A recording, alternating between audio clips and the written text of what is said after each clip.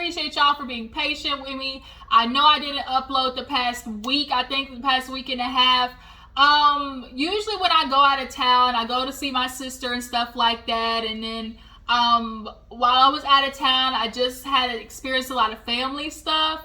Right now, I'm just gonna be completely honest here, a little vulnerable at the moment, because this is my channel, y'all the fam, and I know I'm not the only family who is, experiencing this. Maybe possibly you guys are experiencing something like this, but I have a family member who deals with, mental health issues. So sometimes when, as they call it, an episode takes place, it can be just a lot. So it gets to me, because I'm a person in my family. I'm always a person who has solutions, right? I'm always a person who people come to where it's like, hey, can you help me with this? Like, I got you. And this is one of those things I can't fix. And it gets me depressed sometimes. Like, I can't fix it. And when you're a person who's a fixer and you don't have an answer, it shuts you down. And that's kind of what happened to me. So that's just a little bit of behind, I just want to give you just kind of like what happened. But like I said, you guys, I totally appreciate you guys for just being patient and, constantly showing up to your girl, showing love and everything. Is totally appreciated, y'all. I promise you. But let's go ahead and try to catch up on these reviews. I'm going to try to knock out everything that happened through the weekend. So we're going to talk about Love After Lockup, you guys. I want to talk about that really fast because I did miss, 2 episodes so far. And I just kind of want to give a quick recap because this episode has some stuff to talk about, y'all. So we're definitely going to get into Love After Lockup, then catch up on Love and Marriage Huntsville, and then Real Housewives of Potomac, y'all. Potomac was showing they ass, okay?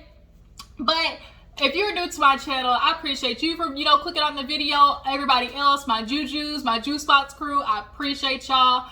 Oh my God, y'all, this is my first video, displaying my new hairdo. Y'all, I told y'all I was getting something done. I said, y'all, I need to get something done. What am I gonna do, locks or twists? It's my first time really doing anything to my hair. So I've never done twists, braids, nothing ever to my hair. So this is the first time. And I have to say, I kind of like it, y'all. It's twist. I've actually dyed my hair this color before, but I've never done something. So if you like it, drop down in the comments and let me know. If you don't, I don't care. I mean, it's my head, okay? But yeah, I had to get something done. In Texas, it's hot as hell. I got really long, thick hair that you guys know. So when that shit gets sweaty, it's for the birds, okay? So I had to finally get me a protective style done. And you know what? It is what it is. So yeah, this is my new do. Hope you like it. And let's keep it pushing. So, what we're going to talk about, Love After Lockup, y'all. There's so many love shows. Love and Hip Hop Atlanta, Love and Marriage Huntsville, Love After Lockup. All this love. And all this love's going down the drain, honestly. But let's not drag this out. Let's go ahead and get into the episode so we can get into the real good stuff, okay? So, Love After Lockup opens up with Daonte, y'all. Daonte, he pulls up on Nicole's ass talking about, skirt.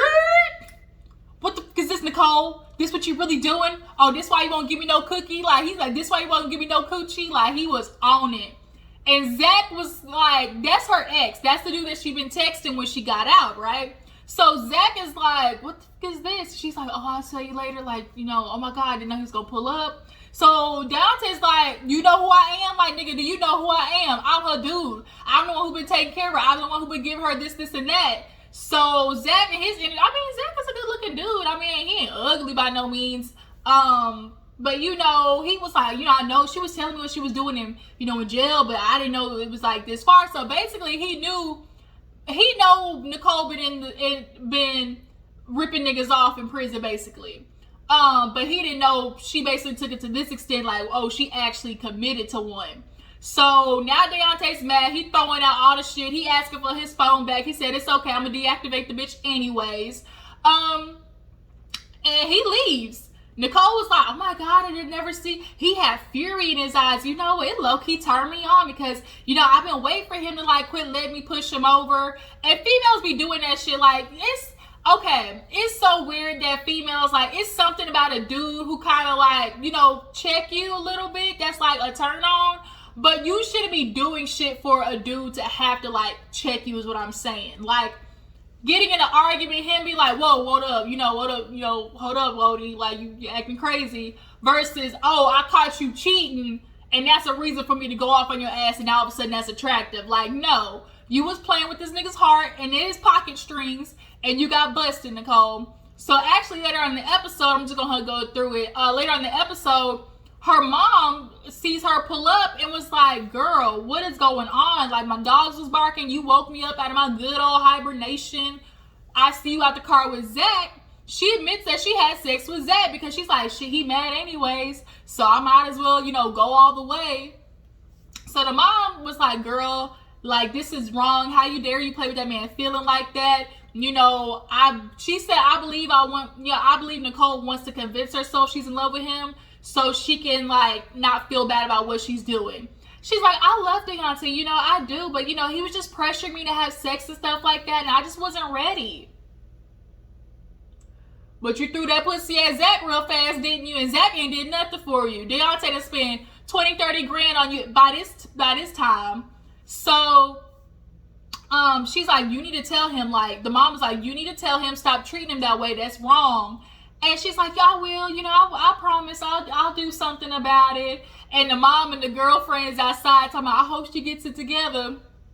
Literally in the bathroom texting T his ass, talking about, ooh, thinking about you. I said, this bitch gonna catch something. And Daonte, if you get back with her ass, I low-key felt bad, but didn't at the same time. He crying in the car. He gonna cry in the car. Like, he was crying in the car. And I'm like, dang, I feel bad for him. He got ripped off. And then the other half of me is like, but you did this shit before. Like, how many lessons do you need to learn? Stop going on these prison websites, getting these lily-ass white bitches that's gonna take you for your coin. Like, dumbass. So moving on, let's talk about Anissa and is his name Jeremy? What's this dude's name? Anissa, is it Jeremy?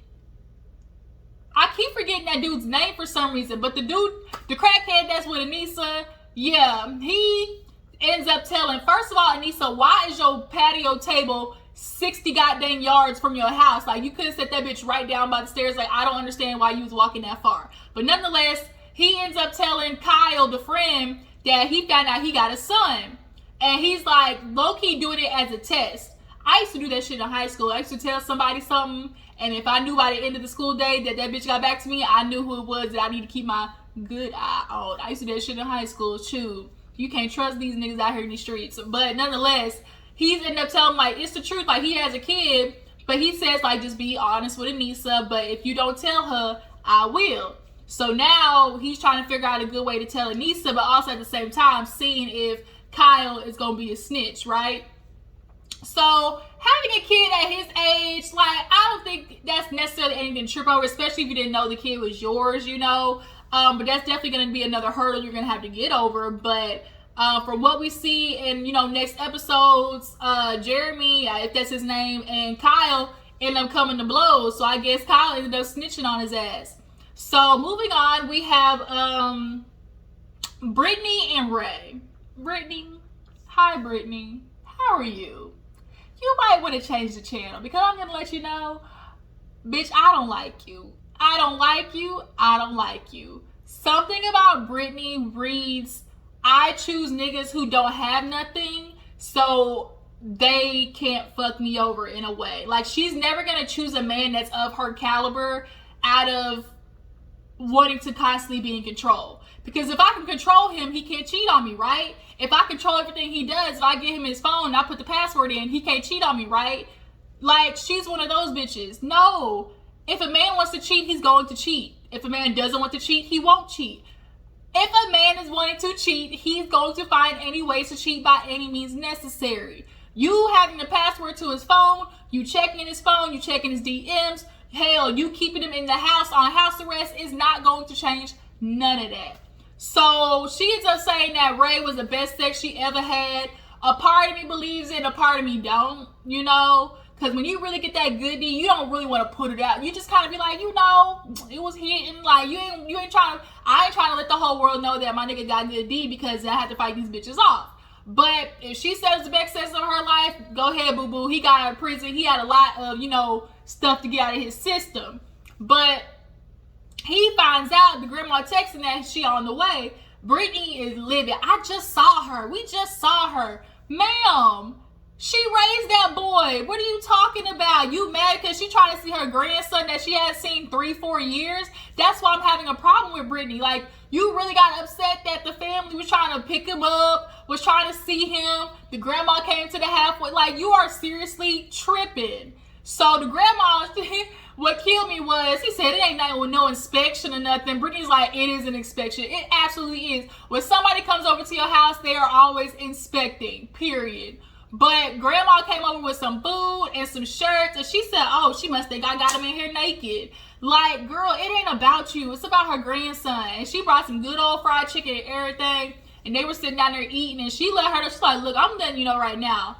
He might be a man, but he my boy, and if you mess him over, we gonna have a problem. He can always come back to the crib. She's like, you look like, your mother, like, did a good job. Like, what do you think of her mom, Ray? He said, I ain't met her. She said, you ain't met her? You ain't met her? Oh, Brittany, why ain't he met your mom? And so she lets the grandma know, well, I haven't told them that he paroled here. Like, they know about him, but, like, I didn't say that he lives here. So the grandma's like, so you ashamed of him? And she's like, no. She's like, just like you're protective over him, I'm protective over him. Basically, as any parent would, the concern is, okay, if he gets out of jail, is he going to be able to, one, stay out? Is he going to be able to, two, be sustainable, stable, financially secure? All reasonable questions. Brittany, you're going to be taking care of a grown-ass man. Do I think Ray wants to get out there and get his life going? Absolutely. But what a lot of niggas do is they grow comfortable with their women taking care of them. And that's what always happens. And Brittany looks like, for the most part, she's okay doing it because then she'll be able to hold that over his head. So grandma was like, look, girl, fuck with him if you want to. Mess with my grandbaby and you gon' look, I'm gonna get the switch. I'm gonna go out here at this tree. I'm gonna get a switch. So Brittany ain't having it. She's feeling some type of way about the grandma, like, coming up about her grandson. But it's like, girl, they raised that boy. Like, you have known him for what? 9, 6, 7, 8 months, whatever, on a year that you held him down. Or no, how many years? Did she hold him down the whole time? Oh, yeah, no. So, like, you've only known him really 9 months before he went to jail. Like, girl, back. So Lisa and Stan, y'all, they gonna keep playing this cat and mouse game. First of all, Stan had this 1969 workout equipment. Then he came dressed as Freddy Krueger to go pick up Lisa. She talking about, I miss the little guy. I miss him even though he pisses me off. But really, she missed that bank. She said, I'm running low on my stimulus check. First of all, who knew that prisoners got stimulus checks? Like, what? But he comes over and they basically agree to talk it out, right? So she goes back to his place. He cooks her steak. First of all, how you a millionaire, got all this goddamn money and you got this little tiny ass camping grill? Like, the fuck? So they're talking. Basically, he want to go take down to the dungeon and get punished. And she's happy to do it. He like all that weird shit, getting beat up and everything, which a lot of, men of power do. They like being submissive, and that's why dominatrix be, having a long-ass clientele. But he go down there to get the straight jacket and get to whipping, I guess. And Lisa, girl, get you a new hairstyle. Whatever your friend did to your hair, gluing them little beads in, she fucked you up, period. Moving on. What else? Who else are we got to talk about? Let's talk about, did I catch everybody? Lisa, Stan, Anissa, Brittany and Ray, Daonte, Nicolle. Last but not least, Rachel and Doug.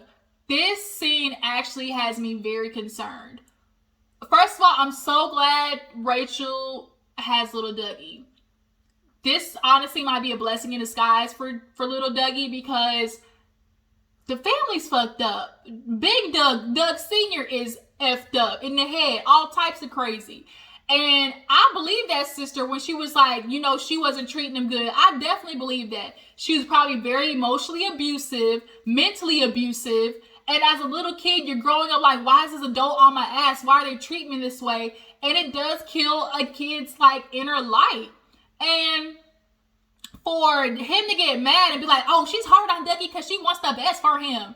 No, she's hard on Dougie because she got motherfucking issues. She ain't happy with her life. You ain't happy with your life.